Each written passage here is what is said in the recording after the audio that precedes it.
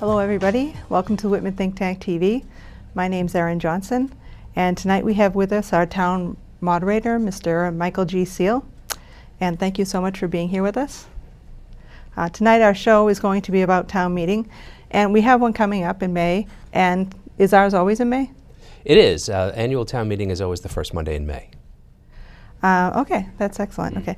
First of all, I just want to mention to you that one of our goals here at the Whitman Think Tank is to try to inform people more about how to become proactive in trying to solve the problems that are important to them.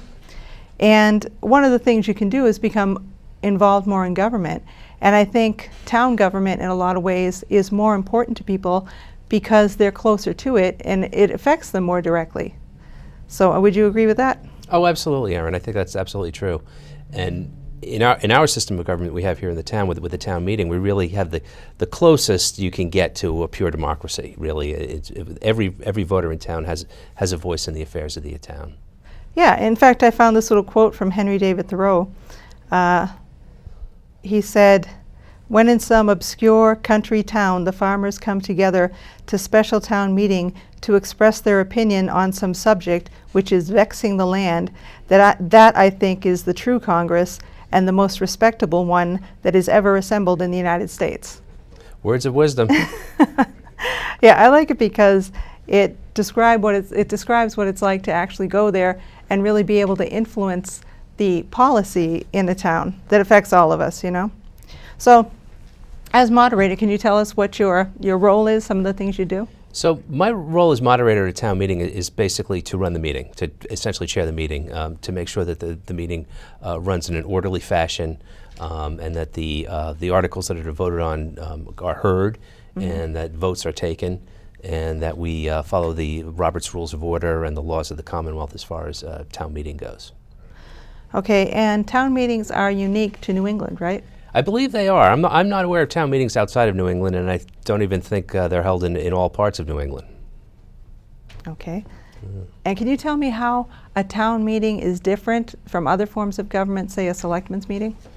Well, selectmen are obviously part of the town government as well, and selectmen fulfill the executive function, basically, of the town government, whereas the town meeting fulfills the legislative function of the government. Okay. So all of the issues around what money is going to be spent and how it's going to be spent, those issues are decided at town meeting. They're not decided by the Board of Selectmen.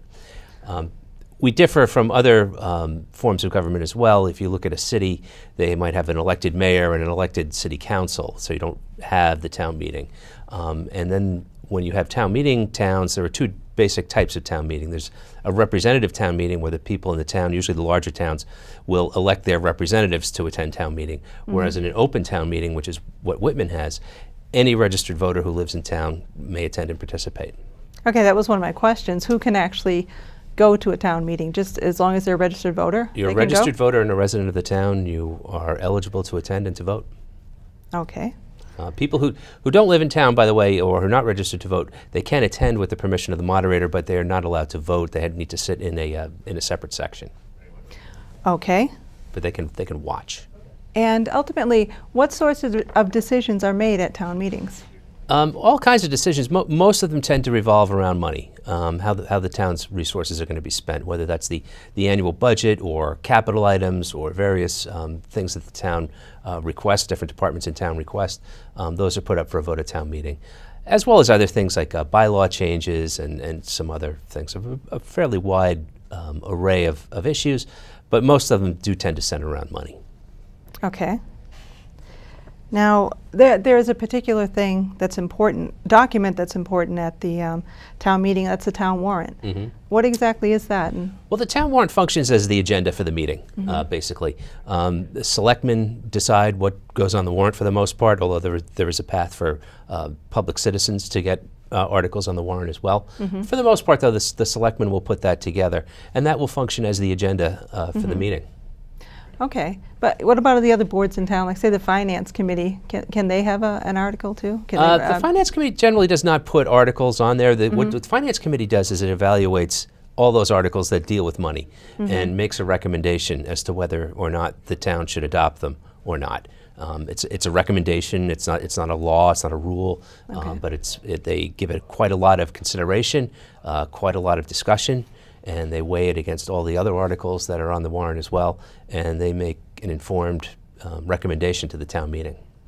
So when the selectmen bring this to, do they bring it to you? Who actually puts the warrant together? The selectmen put the warrant together. Okay. And then they have to post it publicly. There's a legal process for doing that, so many days before the town meeting and so forth.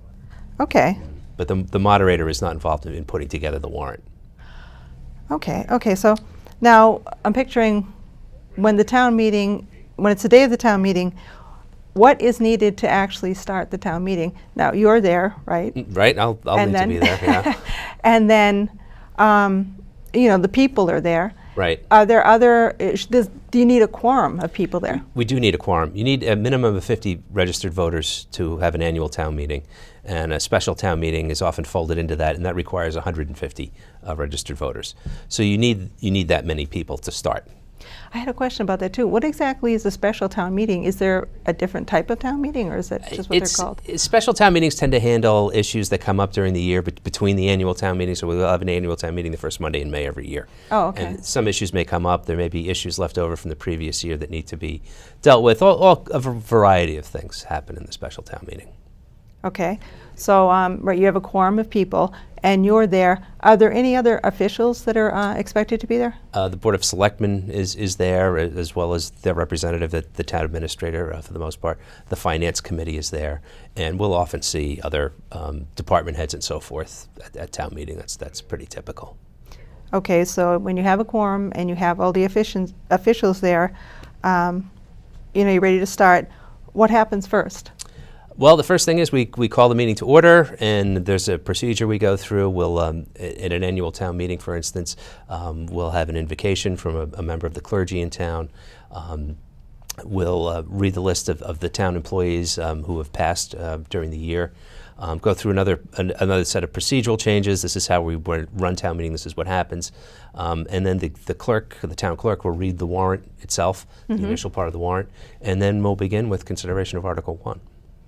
Okay. And we try to get through it as quickly as we can, while still making sure that everyone has a chance to be heard. Okay, and what about when now someone reads the first article, okay? Mm-hmm. Are people able to ask questions then? Everyone there, or? Oh, sure. Anybody who's at the meeting, who's registered voter in town, is free to comment, ask questions, ask for clarification, express their point of view. That's what town meeting's about. Yeah. Is there ever any debate? Does it allow for debate, or strictly absolutely. questions? Oh, absolutely. And there's often a back and forth about how people feel about a particular article. That sounds like fun sometimes. It's making sure that everybody has. This is when we talk about democracy in its purest form. This is what we're talking about, right? Uh-huh. Everybody gets to have their say. That's great.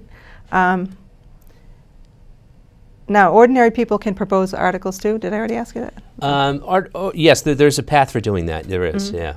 It's I'm not exactly sure of all the mechanics, but I believe you only need about 10 signatures or so. And as long as you can get that in before the warrant is closed, the selectmen are by law obligated to put that on the warrant. Okay. Is there a limit to how many articles can be on a warrant? No. Mm-hmm. What about the time frame for a town meeting? How long can it go? Well, we if there start are at a lot of 7:30. articles, That much we know. When it ends, we can't be sure. We go until we've finished business. What do you think the longest one is that you've heard of? The longest one that I've known, which is before I was moderator, but I think we had one that went on for 2 or 3 days. Wow. So it was closing at the session and then opening again the next night, and trying to maintain a quorum as well, because you can't conduct business if you don't have a quorum. Okay. Okay.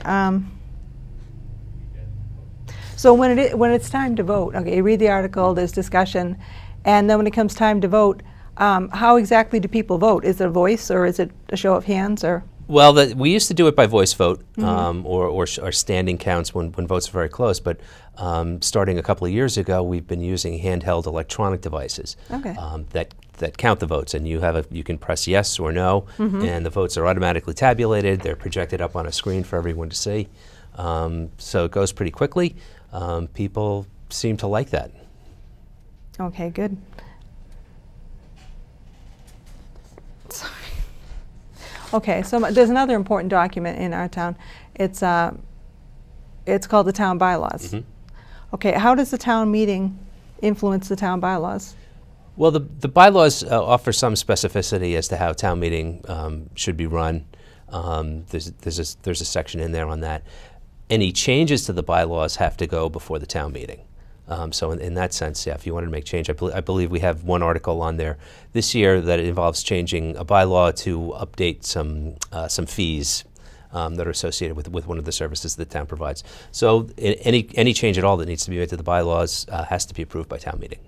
So are they amendments then to the bylaws? Are they? You can view them as amendments, yeah, changes, yeah. Mm-hmm. Okay. And my other question was, okay, so those are ones that go into the bylaws.